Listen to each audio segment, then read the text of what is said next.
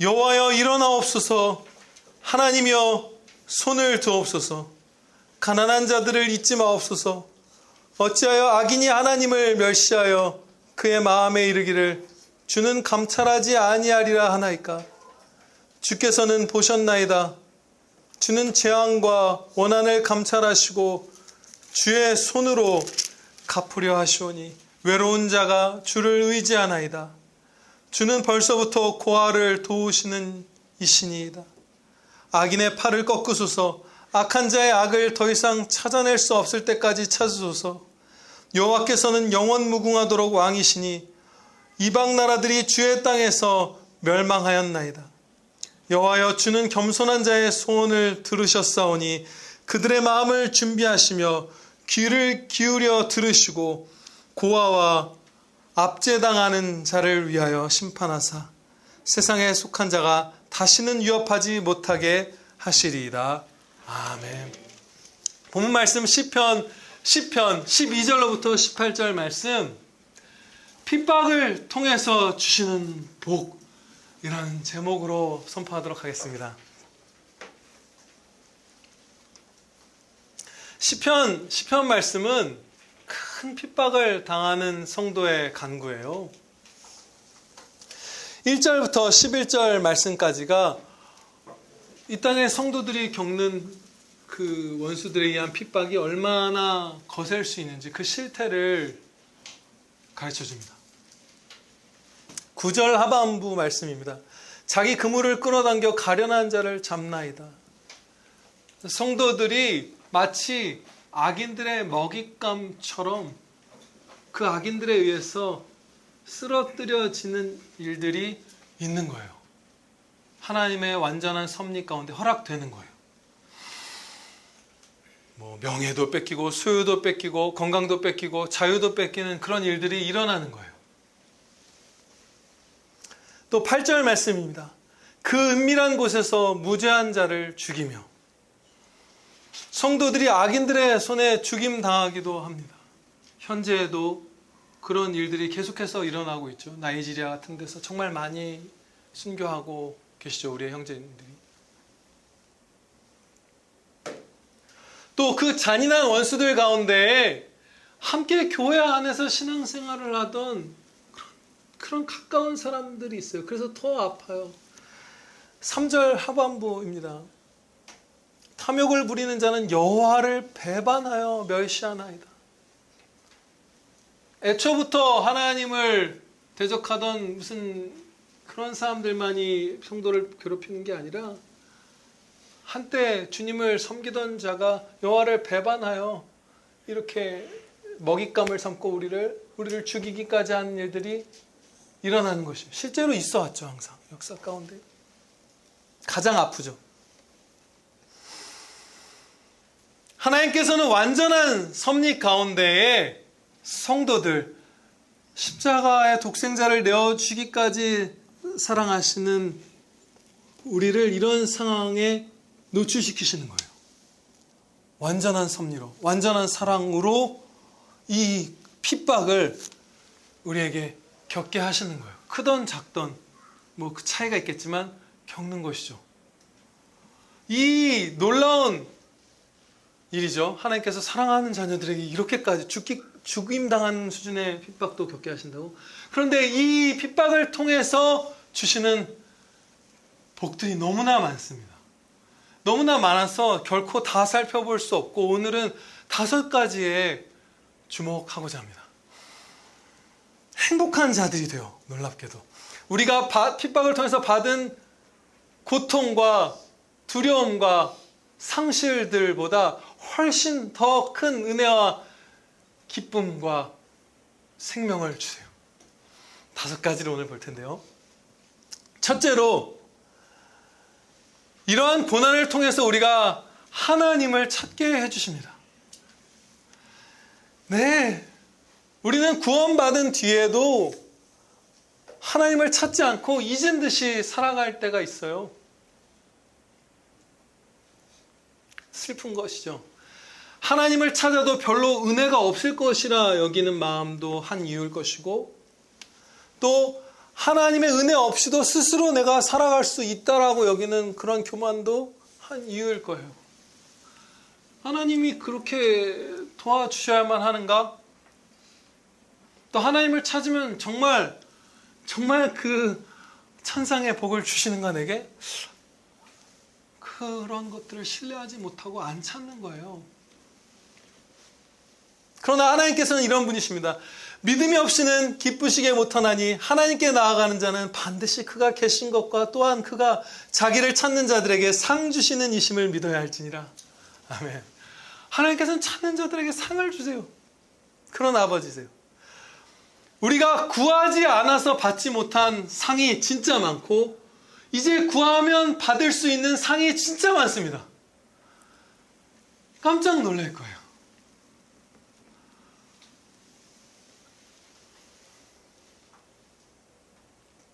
우리가 하나님을 찾지 않고 있을 때 핍박을 당하면 정신을 차리게 되죠.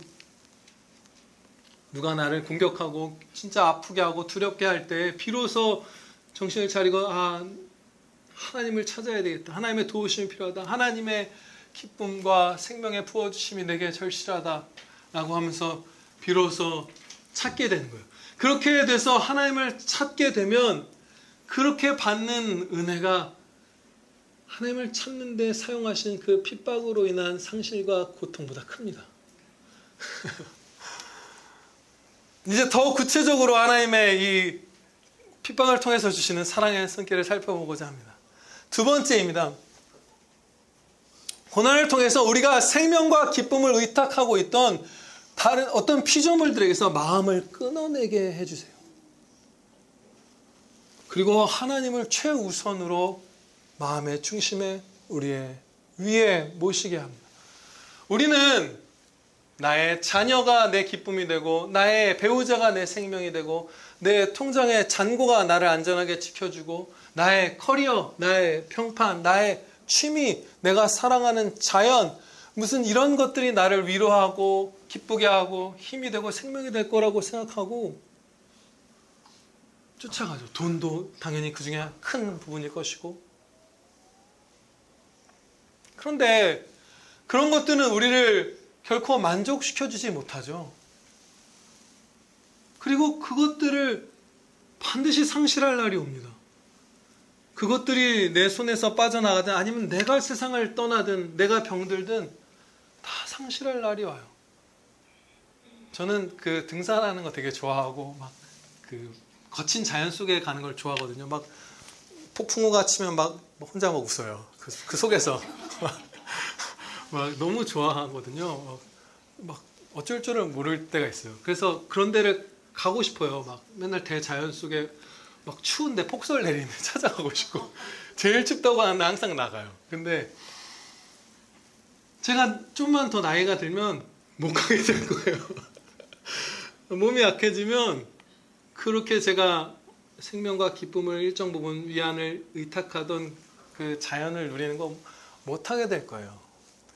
그러면 준비되지 않은 상태로 핍박과 고난으로 하나님을 나의 생명과 기쁨의 주로 하나님만 모시는 그 준비가 되기 전에 제가 몸이 다치거나 늙어버리면 얼마나 저는 비참할까요? 이렇게 눈이 내리는데 대관령도 못 가보고 내가 누워있어야 된다고? 근데 하나님께서는 준비시켜 주시는 거예요. 자녀가 전부였는데 자녀가 떠나면 자녀가 나를 미워하면 어떻게 되지? 벽이 생기는 거 있잖아요. 슬프지만 배우자는 돈은 커리어는 막 일 잘하시던 분도 이렇게 훌륭하게 일하시던 분도 은퇴하셔야 될 거 아니에요. 그렇죠? 은퇴하고 어쩌면 30년쯤 더 사실 수도 있어요. 40년 기록을 보면 40년 더 사실 수도 있어요. 그렇게 일 잘하시던 분들 거기서 영혼을 끊어내게 해주세요. 핍박을 통해서 더 이상 우리가 피조물에 의탁한 자가 되지 않겠어요. 목마르지 않게 해주신 거예요. 그거 진짜 행복하게 해주신 거예요. 그건 우리의 진짜 기쁨이 안 된 거 우리가 알죠. 그건 세상 사람들도 다 가진 거잖아요. 지금 제가 말씀드린 것들. 그분들 그렇게 행복하지 않잖아요. 우리의 기쁨은 하나님께 있어요. 그것을 찾게 해주십니다. 세 번째로 모든 것이 합력하여 선을 이룬다는 이 복된 진리를 주목하고자 합니다. 합력하여서 선을 이룬다는 것은 그게 차곡차곡 쌓여서 선을 이루게 되기까지 시간의 흐름이 필요하다는 것이에요. 우리가 핍박을 당하고 고난을 당할 때 그 순간 즉시 그것이 내게 선이 되는 것을 우리가 볼 수가 없습니다. 아파요. 그냥 진짜 아프고 두려운 거예요. 성경 말씀을 보면 진짜 신실한 성도들도 다 두려워합니다. 두려우면서 빨리 회복하는 것이지 두려워해요. 두려워하게 하신다고 볼 수 있어요.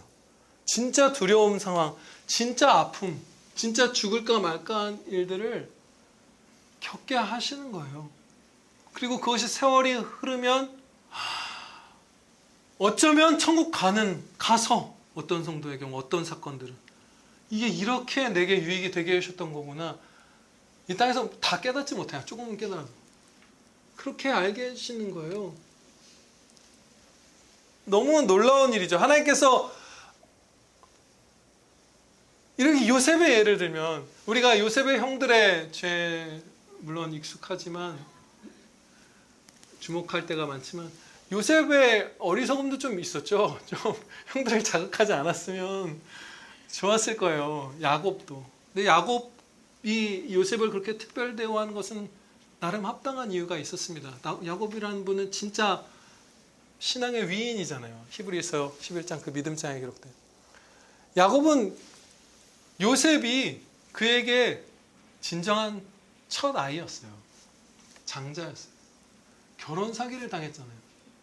라헬과 결혼하려고 했는데 장인 라반과 라헬의 언니 레아가 야곱을 속여서 혼인식을 다 한 다음에 첫날 밤에 레아가 들어왔는데 야곱은 모르고 동침했죠. 그리고 7년 더 일하는 조건으로 원래 결혼식을 치렀던 라헬을 겨우 받은 거예요. 요셉에게 형들이 있었지만 한 명도 라헬에게서 낳은 자녀가 없었어요. 요셉이 진짜 야곱의 아들이었어요. 장자였어요.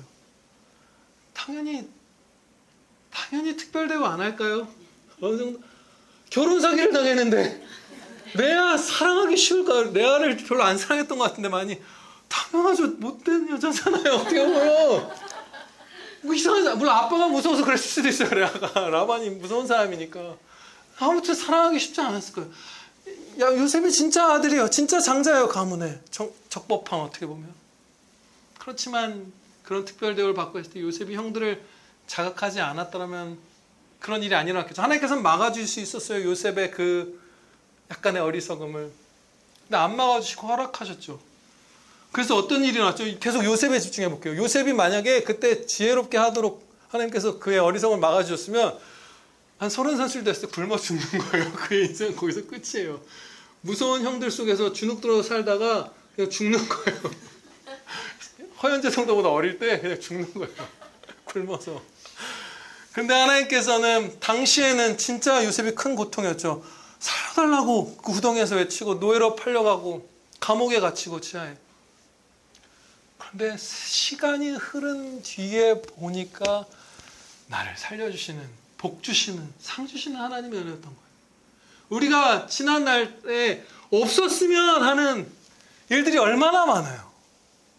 이게 그때 있었으면 얼마나 좋았을까. 이런 사랑이, 이런 돈이, 이런 도움이, 이런 관계가, 뭐 이런 교회가, 뭐가, 이런 목사님이, 이런 친구가. 근데 나중에 알 거예요. 이 땅에서 알게 되기도 할 거고 천국에서는 다 알려주실 거예요. 그것을 어떻게 우리 아버지께서 선으로 바꾸어 주셨는가. 그것을 우리가 찬양드립시다. 그리고 이제 네 번째 살펴볼 핍박과 고난을 통해서 주신 하나님의 은혜입니다.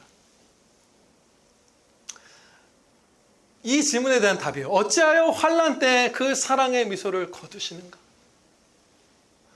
어찌하여 마치 숨으신 것처럼 하나님이 멀리 계신 것 같이 느끼게 하시는가?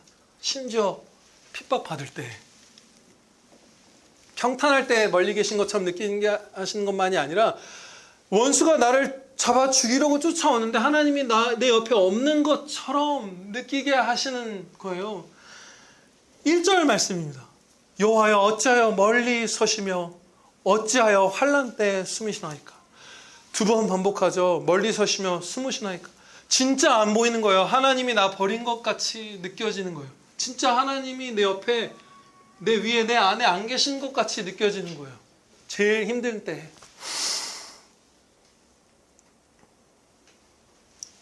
근데 여러분, 이건 정말 생각해보면 너무 기쁨 가운데 얘기할 수 있을 텐데 너무나 당연한 것입니다. 환난을 통해서 우리를 연단시키시려고 하는 거잖아요. 여러 면에서 성화를 이루어주는 것이죠. 수십 군데 측면에서.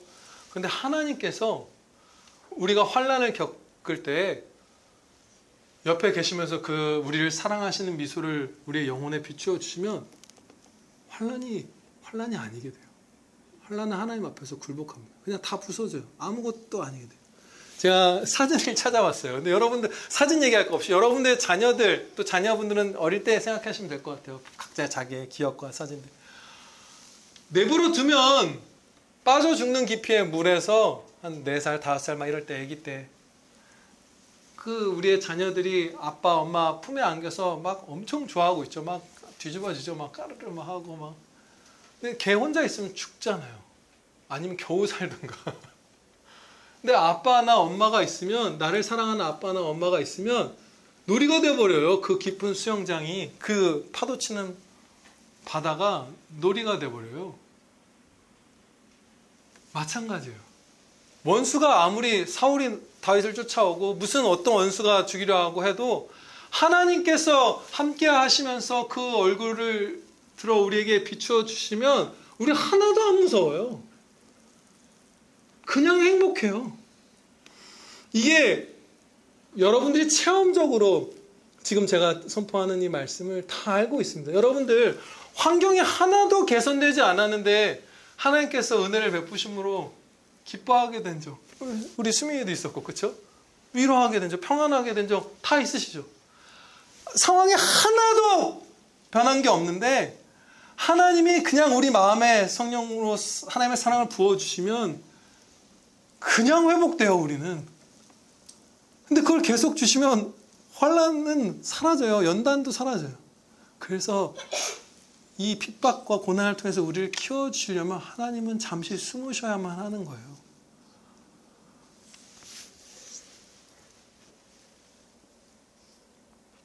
실제로 두렵고 실제로 고통스러운 일들을 겪어야만 우리가 정금처럼 변화되는 거예요. 살인자가 득식을 하게 쫓아와도 하나님께서 너무 가까이 계시면 그냥 우리 자요. 편안하게.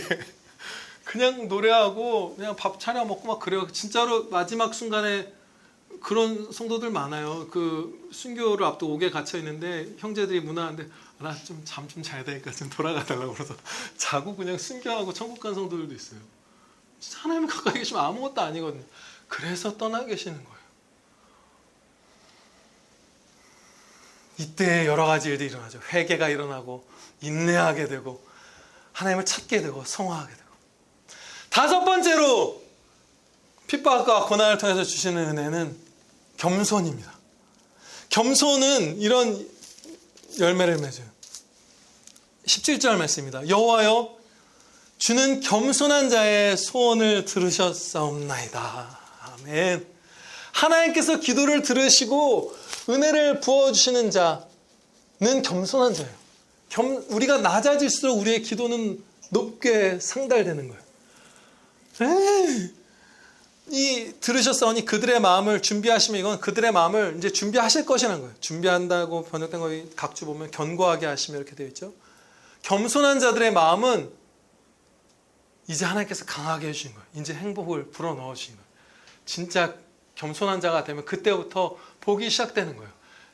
세상의 피조물들을 내 생명과 기쁨을 의탁하지도 않고 하나님 없이도 살 수 있다는 생각으로 하나님 안 찾는 상태도 아니고 진짜 낮아져서 겸손하게 돼서 하나님을 찾기 시작했을 때 소원이 이루어지고 진짜 행복한 자가 되기 시작한 거예요. 마음이 강하여지고 하나님이 17절 말씀 귀를 기울여 들어주시리라 이런 말씀이거든요. 겸손한 자에게 비로소 귀를 기울여 주신 거예요. 이 겸손이 핍박을 통해서 오는 거예요. 우리가 괴롭힘 당할 때 세상과 여러 원수들의 괴롭힘 당할 때에 이 은혜 입는 자의 상태에 도달하게 되는 거예요. 창세기 18장 27절 말씀입니다. 아브라함이 대답하여 이르되 나는 티끌이나 재와 같사오나 감히 주께 아뢰나이다. 이것은 비유가 아닙니다. 티끌이나 재와 같다는 것은 비유가 아니라 정말로 흙으로 하나님께서 우리를 지으셨어요. 우리는 흙으로 만들어진 피조물에 불과해요. 하나님께서 그 손을 띄시면 아니 그 은혜가 아니면 그야말로 흙으로 돌아가는 거예요. 육신은 흙으로, 영혼은 지옥으로, 그리고 나중에 살아 부활해서 심판을 받겠죠. 영혼과 육신을 다 갖고 아무것도 아닌 자예요. 그런데 티끌이나 재와 같다는 것을 아브라함이 깨달았을 때 그가 한 것은 정반대예요. 하나님은 높고 크고 막 다이아 같은 자의 기도를 들어주신 분이 아니잖아요. 피조물은 그런 존재가 아니죠. 진짜 피조물의 그 낮아짐을 시인하는 자가 은혜 입을 자, 은혜잖아요. 기도는 은혜 그 자체잖아요. 그래서 아브라함은 나는 티끌이나 재와 같사오니 이제 주님 앞에서 물러가겠습니다가 아니라 감히 주께 아뢰나이다. 겸손한 자가 기도드릴 수 있고 겸손한 자의 기도가 응답받는 거예요. 욥이 이제 막 고난을 겪은 다음에 마지막에 한 말을 몇 주 전에 원로 목사님이 설교하시면서 이렇게 선포하셨죠. 그때 그게 그렇게 행복하더라고요. 이상하지 않아요? 우리의 새 생명은 아는 거예요. 시인하는 거예요. 우리가 진짜 피조물에 불과하다. 낮다. 아무것도 아니다. 하나님은 근데 우리를 사랑하시고 은혜를 주신다. 낮아져서 은혜를 구하면 얼마나 내가 아버지께 많은 복을 받을까.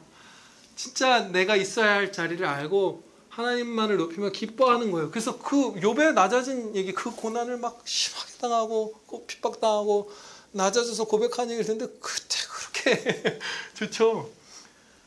욥기 42장 5절 6절 말씀입니다. 내가 주께 대하여 귀로 듣기만 하였사오나 이제는 눈으로 주를 배움나이다. 그러므로 내가 스스로 거두어 드리고 티끌과 재 가운데에서 회개하나이다. 이제 욥에게는 훨씬 더 큰 하나님의 자비와 복과 은혜가 주어지기 시작하는 거예요. 이게 은혜 있는 자예요. 이 겸손한 자 10장 10편 17절에서 주는 겸손한 자의 소원을 들으셨다 하신 이 말씀대로 우리가 겸손한 자가 되면 강력한 은혜를 입기 시작합니다. 앞서 얘기했던 환난을 무력화시키는, 환난이 아무것도 환난이 그냥 부서져 버리게 만드는 하나님의 그 자비로운 그 사랑의 손길, 그 미소를 비로소 누리게 되는 거예요. 진짜 행복한 삶이 여기 있는 거예요. 늙어가도, 작별을 해도, 가난해도, 전쟁이 나도, 원수가 쫓아와도 진짜 행복한 삶. 아버지를 찾고 아버지와 동행하는 그 복된 삶이 이렇게 겸손하게 되면 시작하는 것이고, 그리고 그때 비로소 우리가 온 마음을 다해서 하나님께 영광 돌리며 우리의 창조된 목적을 이루게 됩니다. 기도 주시겠습니다. 아버지 하나님, 저희가 하나님의 한없는 사랑과 무한한 능력의 돌보신 가운데 핍박과 고난을 당할 것을 배웠사옵나이다. 이것은 저희에게 모두 합력하여 유익이 될 것이며 저희가 다 헤아릴 수도 없는 수십, 수백, 수천 가지의 복이 되고 기쁨이 되고 즐거움이 되고 노래가 될 것을 저희가 믿사옵나이다. 아버지 하나님, 저희가 지금 혹은 미래의 어느 날 주님의 손 안에서 고난당하고 핍박당할 때에 속히 아버지를 찾게 하여 주시며 속히 겸손하여지게 하여 주셔서 하나님이 주시는 우리가 고난 가운데 당한 아픔보다 더 큰 위로, 고난 가운데 상실한 것보다 더 큰 은혜, 하나님의 그 천국의 복락을 다 풍성히 받아 누리는 복된 자녀들 되게 하여 주시옵소서. 우리 구주 예수 그리스도의 이름으로 기도하렵나이다. 아멘.